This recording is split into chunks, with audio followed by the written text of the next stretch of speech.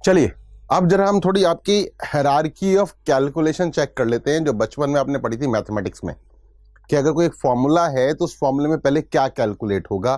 पहले प्लस होगा, माइनस होगा, डिवीजन होगा, मल्टीप्लिकेशन होगा। तो उसके लिए आपने एक याद रखा था बदमाश, बदमाश नहीं भाई, बॉडमास।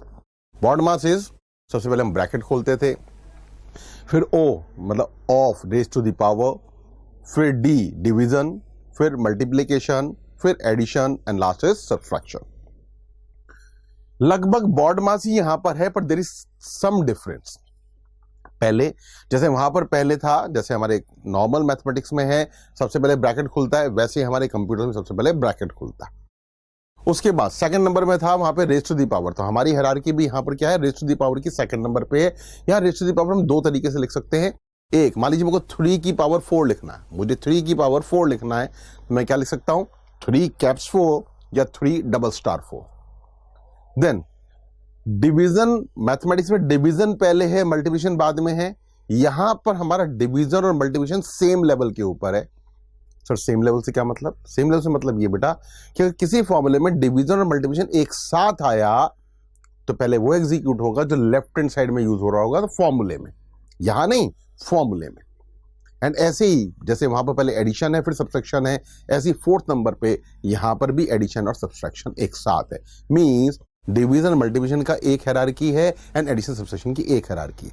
अगर मल्टीप्लिकेशन और एडिशन है तो ऑब्वियसली पहले मल्टीप्लिकेशन होगा फिर एडिशन होगा, लेकिन अगर मल्टीप्लिकेशन डिवीजन है तो वहां पर दोनों सेम लेवल के ऊपर है। कौन सा एग्जीक्यूशन पहले होगा? जो लेफ्ट हैंड साइड से पहले आ रहा होगा। ऐसे ही एडिशन सब्ट्रैक्शन में कौन सा पहले एग्जीक्यूट होगा? अगर वो दोनों चीज में से कोई एग्जीक्यूशन होनी है तो पहले वो एग्जीक्यूट होगा जो लेफ्ट हैंड साइड से पहले आ रहा हो। कैसे? एक फॉर्मूला देखते हैं। ये फॉर्मूला आपके सामने स्क्रीन पर देखिए क्या लिखा है, 7 + 3 × 8/2 - 5। अगर हम मैथमेटिकली बात करें, मैथमेटिकली ध्यान से सुनेंगे, मैथमेटिकली हम इसको सॉल्व करें तो हम क्या फॉर्मूला लगाते हैं? बॉडमास। सबसे पहले ब्रैकेट, क्या कोई ब्रैकेट है? नहीं सर। ऑफ, क्या रेज़ टू दी पावर है? अगेन नहीं सर। डी डिवीजन, तो सबसे पहले 8/2 होगा, फिर मल्टीप्लिकेशन, फिर जो रिजल्ट आएगा मल्टीप्लाई बाय 3 होगा, फिर एडिशन +7 होगा, एंड देन सब्ट्रैक्शन -5 होगा। ये नॉर्मल तरीका हमारा क्या होगा? ये होगा मैथमेटिकली सॉल्यूशन। और यही सॉल्यूशन अगर मैं कंप्यूटर से कराता हूं तो अगेन नंबर 1 पे ब्रैकेट है जो नहीं है, नंबर 2 पे ऑफ है, अगेन नहीं है। डिवीजन एंड मल्टीप्लिकेशन दोनों सेम लेवल पे। अब देखिएगा डिफरेंस आया, वहां पर पहले क्या एग्जीक्यूट हुआ था? डिवीजन फिर मल्टीप्लिकेशन। यहां पर देखिएगा डिवीजन मल्टीप्लिकेशन पे पहले वो एग्जीक्यूट होगा जो लेफ्ट हैंड साइड से पहले आ रहा है। लेफ्ट हैंड साइड से पहले क्या आ रहा है आपके पास में? मल्टीप्लिकेशन। तो यहां 3 × 8 होगा पहले, फिर प्लस माइनस और डिवीजन में क्या होगा? सिंस डिवीजन की हायरार्की प्लस माइनस से ज्यादा है तो फिर डिवीजन होगा। फिर प्लस और माइनस के अंदर पहले कौन सा आ रहा है? लेफ्ट हैंड साइड से प्लस आ रहा है, इसलिए प्लस होगा और जो रिजल्ट है वो माइनस होगा। तो ये आपका तरीका है हायरार्की का। यह हायरार्की समझ में आ गई? सर इसकी क्या यूटिलिटी है? बट आगे कुछ यूटिलिटी आने वाली है, इसीलिए आपको पहले सिखाया है। अब एक क्वेश्चन नोट करें और इस क्वेश्चन का सॉल्यूशन अपने आप करना है आपको। अब मैं शुरुआत भी नहीं आपको बताऊंगा, तो क्वेश्चन का सॉल्यूशन आपको पूरा अपने आप करना है, और जब वो पूरा सॉल्यूशन आप कर लें उसके बाद मेरा सॉल्यूशन आप ट्राई करेंगे। तो क्वेश्चन लिखते हैं, देखिए, draw a flow chart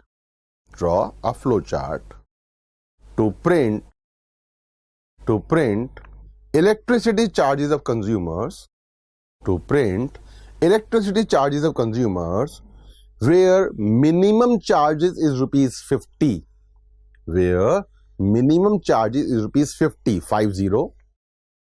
and rates per units are as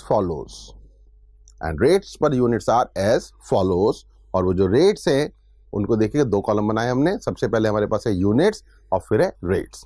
units के नीचे लिखेंगे फर्स्ट 100 यूनिट्स। क्या लिखेंगे? First 100 units. रेट क्या है? 50 पैसा पर यूनिट।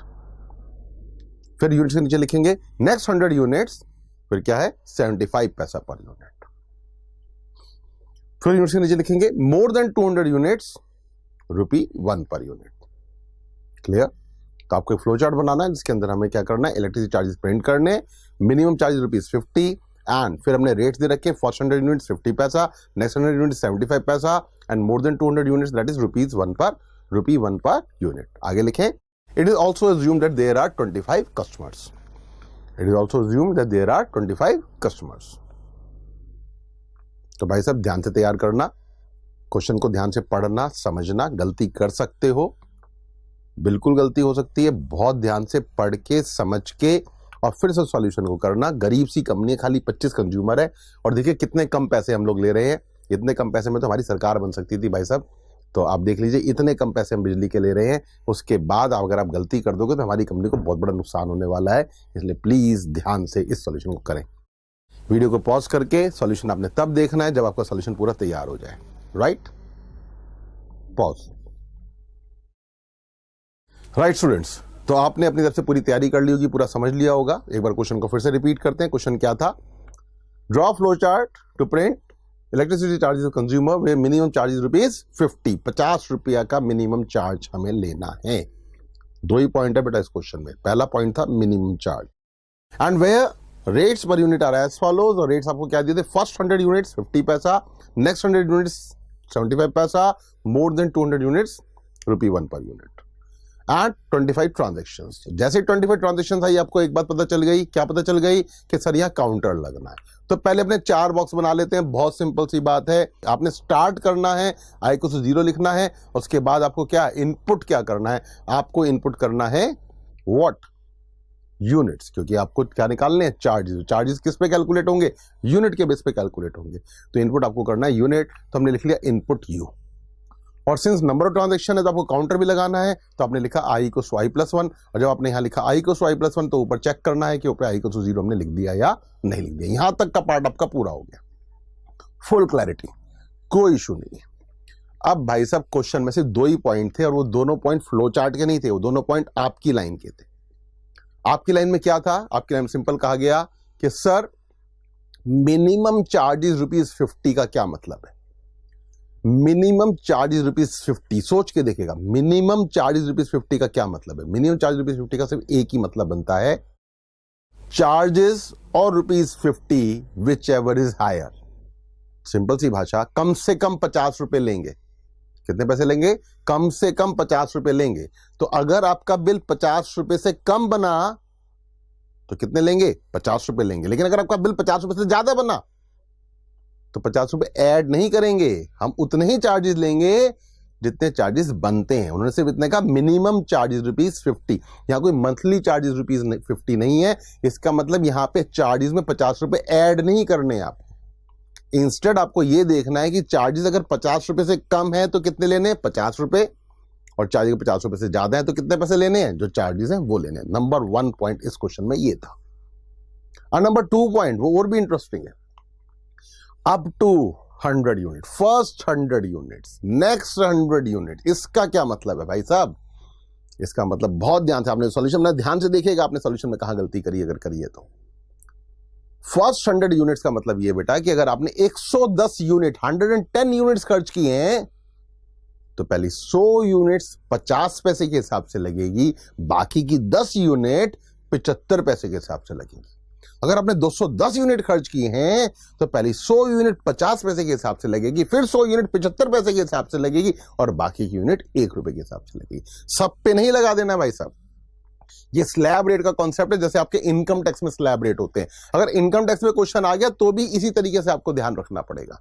तो यहां पर स्लैब है, आपको 100 के लिए अलग कैलकुलेशन है, 100 to 200 के लिए अलग कैलकुलेशन है, मोर देन 200 के लिए अलग कैलकुलेशन है। लगभग ये लास्ट कॉन्सेप्ट है जो मैं आपको सिखा रहा हूं। अब क्या करना है? अब यहां पर आपको यह पता है कि जब हम यहां i को i+1 पाएंगे तो यूनिट्स हमारी कुछ भी हो सकती है। 100 से नीचे भी हो सकती हैं, 100 से 200 के बीच में भी हो सकती है, 200 से ऊपर के बीच में भी हो सकती है। हमें क्या करना है? कितनी कैटेगरीज है सर? 3 कैटेगरीज हैं। कितने डिसीजन बॉक्स बनेंगे सर? 2 डिसीजन बॉक्स बनेंगे, ये भी हमें क्लियर है। अब इसमें लिखना क्या डिसीजन बॉक्स में? बहुत simple, is u less than equals to 100। Sir आपने पहली बार लिखा लेस देन इक्वल्स टू। बेटा मेरा तो सिंपल कॉन्सेप्ट है। आपका क्वेश्चन जो कहता है आप बिल्कुल उससे मिलती हुई अपनी कंडीशन बनाइए। आपका क्वेश्चन क्या कहता है? आपका क्वेश्चन कहता है फर्स्ट 100 यूनिट्स। फर्स्ट 100 यूनिट्स का मतलब है जो 100वीं यूनिट है वो आपकी फर्स्ट कैटेगरी में आती है या नहीं आती? हाँ sir, 100th unit, 100th unit भी मेरी फर्स्ट कैटेगरी में फॉल करती है, तो हम इसको फर्स्ट कैटेगरी में डाल रहे हैं। कैसे? Is u is less than equal to 100, yes, तो आप यहां ले आए। और नो सर, नो तो अगेन फिर दो चांस हो सकते हैं, या तो यूनिट 200 से ज्यादा हो या 200 से कम हो। तो यहां क्या लिखेंगे? Is u is less than equal to 200। बेटा यहां पे कुछ स्टूडेंट्स क्या करते हैं, उन्हें डर लगता है कि मुझे रेंज डालनी है, तो क्या लिखते हैं? 100 is less than equal to u is less than equal to 200। ऐसी आप रेंज डाल रहे हैं तो गलत डाल रहे, कोई जरूरत नहीं है। रीजन भी, आप यहां नीचे उतर के ही कब आएंगे? आप यहां नीचे आएंगे ही तब जब u इज मोर देन 100। अगर 100 से ज्यादा होगा तभी आप यहां नीचे वाले बॉक्स में आएंगे, अन्यथा तो आप ऊपर वाले रास्ते से बाहर निकल चुके हैं। तो क्लियर? तो आप यहां आएंगे ही तब जब आपकी यूनिट क्या है? 101 या उससे ज्यादा है। और आपने यहां क्या चेक किया? Is u less than equal to 200। अगर 200 से कम है या बराबर है तो आप फ्लो यहां ले गए, और 200 से ज्यादा है तो आप फ्लो नीचे ले आए। ये पार्ट पूरा हो गया, इसमें कोई दिक्कत नहीं सर। इसमें बॉक्सेस भी हमसे बन गए थे, खाली आपने जो बताया, हाँ हम वो रेंज देने की कोशिश कर रहे थे, वो भी हमारी करेक्शन हो गई। अब तो हमसे आगे के बॉक्सेस में कहीं गलती हुई है, जरा उन बॉक्सेस को देख लेते हैं। Is u is less than equal to 100 अगर है, मतलब यूनिट क्या है? 100 यूनिट तक है, तो हम क्या कर सकते हैं? हम लिख सकते हैं charges equal to u into 0.50। Simple सी बात है, पहली 100 यूनिट पे तो 50 पैसे के हिसाब से पैसे लगने हैं, तो charges equal to u into 0.50। बिल्कुल क्लियर। अगर यू 200 तक है, मतलब 100 से ज्यादा है, 200 तक है, तो बेटे 100 वाला तो पोर्शन अलग निकल गया। आप यहां कब आ रहे हो? जब आपकी यूनिट्स मोर देन 100 है but less than equal to 200 है, तो आप यहां आए।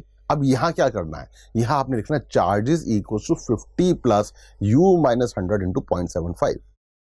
सर अभी तो आपने बताया था कि सर 50 रुपए ऐड नहीं करने। बेटा ये 50 रुपए मिनिमम चार्जेस वाले ऐड नहीं करें, ये पहली 100 यूनिट के ऊपर जो 50 पैसे के हिसाब से 50 रुपया बनता है, बेटा वो ऐड किया है। आप देखिए 50 प्लस u माइनस 100, जितनी यूनिट्स हैं उसमें से 100 माइनस कर दी, 100 के तो 50 रुपए हमने पहले ही ऐड कर दिए हैं, और उस बैलेंस को हमने किससे मल्टीप्लाई किया है? 0.75 से। आप देखिएगा सबसे पहले ब्रैकेट खुलेगा, ब्रैकेट में मान लीजिए 110 यूनिट है, तो 110 माइनस 100 क्या आएगा? 10 इंटू 0.75, मतलब 50। क्या हो गया? 10 इंटू 0.75 इज 10 इंटू 0.75 इज 7.5, और 50 रुपए आपने ऐड कर दिए, तो कितना हो गया आपका? 57.5। यही तो चार्जेस लगने थे। और अब अगर u 2 से ज्यादा है, अगर 200 से ज्यादा है तो क्या होगा? चार्जेस इक्वल टू, अब कितना होगा बेटा? यहां पे 50 नहीं होगा, पहली 100 यूनिट के ऊपर 50 पैसे के हिसाब से 50 रुपए, प्लस अगली 100 यूनिट के ऊपर 75 पैसे के हिसाब से 75 रुपए। 50 प्लस 75 कितने हो गए बेटा? 50 प्लस 75 कितने हो गए बेटा? 125। 125 plus u minus 200 into 1। Clear? अब फ्लो यहां ले आते हैं तीन। आप कहेंगे sir u less than equal to 100 में तो 50 रुपए तो वहां पर भी कर सकते हैं। बेटा उस पॉइंट पे भी आऊंगा, फिलहाल आप जैसा मैंने बताया वो समझ लीजिए, मैं आगे जो कॉन्सेप्ट है वो भी समझाऊंगा। अब आते हैं यहां पर पूछने, अब क्या करना है सर? अब तो एक मेन बात है, अगर चार्जेस 50 से कम है तो क्या करना है सर? हमें चार्जेस को 50 रुपए करना। तो बड़ा आसान है, यहां पर हम चेक करेंगे, डिसीजन बॉक्स लगाएंगे, इज चार्जेस लेस देन 50। अगर 50 से कम है तो भाई क्या करना है? Charges equal to 50। और सर 50 से ज्यादा है तो क्या करना है? सर लिख दो चार्जेस इक्वल टू चार्जेस। भाई चार्जेस इक्वल टू चार्जेस लिखने की कोई जरूरत नहीं है, वो तो है ही, ऑलरेडी है, तो सीधा आगे कुछ नहीं करना, और दोनों फ्लो को आपने क्या कर दिया? कनेक्ट कर दिया। क्लियर? अब अगेन क्वेश्चन है, दो ही बॉक्स है, एक प्रिंट बॉक्स और एक डिसीजन बॉक्स। प्रिंट बॉक्स और डिसीजन बॉक्स, कौन सा बॉक्स पहले आएगा? सर हमें 25 ट्रांजेक्शन प्रिंट करनी है। बेटा अगर आपको 25 ट्रांजेक्शन प्रिंट करनी है तो प्रिंट बॉक्स पहले आएगा। और इससे पिछले वाले क्वेश्चन में आपने देखा था, आपको वहां पे 3000 बार प्रिंट नहीं करना था, 3000 बार इनपुट करना था। तो जब अपने पिछले वाले सॉल्यूशन में जाइए, वहां जाके देखिए, आपने बीटेक एमटेक वाला जो क्वेश्चन किया था उसके अंदर आप देखिए इनपुट आपका फ्लो के अंदर, लूप के अंदर आया था, और प्रिंट आपका लूप के बाहर आया था, क्योंकि प्रिंट आपको कितनी बार करना था? खाली एक बार करना था, और इनपुट आपको कितनी बार करना था? Multiple times. यहां पर आपको इनपुट भी 25 बार करना है, और यहां पे आपको प्रिंट भी 25 बार करना है। इसलिए आप समझते हैं आपका पहले कौन सा बॉक्स आएगा? प्रिंट। आप क्या लिखेंगे? Print charges. उसके नीचे अब क्या करना है सर? तो बड़ा आसान है, इज आई लेस देन 25। अगर है तो फ्लो कहां ले गए? इनपुट के ऊपर, अगर नहीं तो स्टॉप। क्लियर होना चाहिए। तो ये आपके क्वेश्चंस थे बेटा, जिस प्रकार के क्वेश्चंस मैंने आपको सिखाने थे और आपको फुल क्लैरिटी हो। सर आपने बीच में क्या बोला था 50 रुपीज वाला, अब आपको दिखाता हूं। मेरे कुछ स्टूडेंट्स का ये कहना होता है कि सर ये जो फ्लो चार्ट है, इस फ्लो चार्ट में जो आपने बॉक्स बना रखा है charges equals to u into 0.50, sir इसको बॉक्स को यहां लगाने की जरूरत ही क्या है? यहां पर तो अगर आप आओगे ही कब, जब आपकी यूनिट्स क्या होंगी, 100 से कम होंगी। अगर 100 से कम भी होगी तो कितनी कम होगी? से मान लो एक भी कम है तो 99 होगी, और 99 होगी उसका 50% मल्टीप्लाई करोगे तो भी 49.50 होगा, तो भी आपको 50 रुपए लेने हैं। तो आप यहां सीधा क्यों नहीं लिख देते चार्जेस इक्वल टू 50? सीधा इस बॉक्स में लिख दो चार्जेस इक्वल टू 50। इससे हमें यह फायदा होगा सर कि जो नीचे आपने डिसीजन बॉक्स बनाया है चार्जेस लेस देन 50 और चार्जेस इक्वल 50, ये बॉक्स नहीं बनाना पड़ेगा। क्या मतलब सर? देखिए मैं आपको चेंज करके दिखाता हूं। वो ये वाला फ्लो चार्ट चाहते हैं। अब इस फ्लो चार्ट को आप ध्यान से देखेंगे तो उन्होंने क्या किया, उन्होंने जो हमारा बॉक्स था charges equal to u into 0.50, उसको क्या कर दिया, चार्जेस इक्वल टू 50 कर दिया। रीजन बीइंग, उन्होंने कहा सर 100 से अगर कम यूनिट्स हैं तो इट इज क्वाइट ऑब्वियस आपने 50 रुपए लेने ही हैं। फायदा ये जो नीचे हमने बॉक्स लगाया था हमारा वो बॉक्स बच गया। बिल्कुल सही बात है।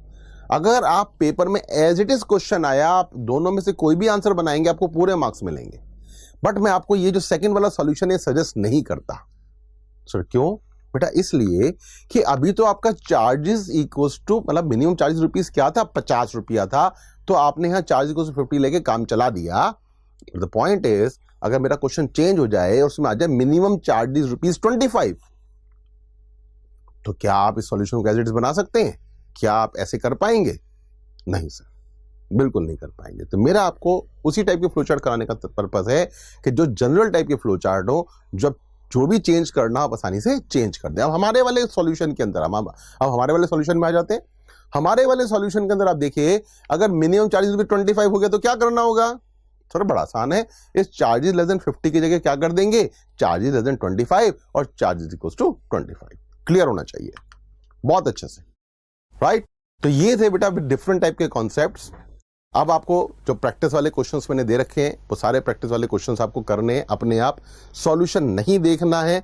कब तक नहीं देखना है? जब तक आप अपने आप उसको तैयार नहीं कर लें। आप अपने आप तैयार करेंगे, आपके सॉल्यूशन आसानी से होंगे।